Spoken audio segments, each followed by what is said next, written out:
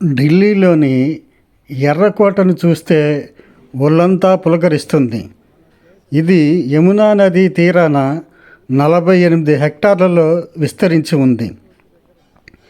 మొఘలు చక్రవర్తి షాజహాను 1648వ సంవత్సరంలో ఈ రెడ్ ఫోర్ట్ను నిర్మించారు.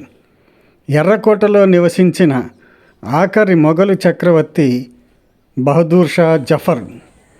ఈ కోట మొఘలు శక్తికి, దాని రక్షణ సామర్థ్యానికి కేంద్రంగా ఉన్నప్పటికీ బ్రిటిష్ వాళ్ళకి వ్యతిరేకంగా 1857లో సిపాయిల తిరుగుబాటు జరిగినప్పుడు ఎర్రకోటకి రక్షణ కల్పించలేదు. ఆ సందర్భంలో జఫర్ కోటని వదిలి వెళ్ళిపోయాడు.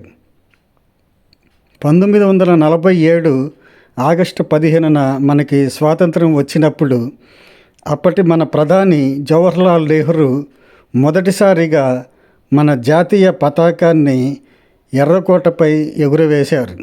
ఇప్పటికీ ఆ సాంప్రదాయం కొనసాగుతుంది.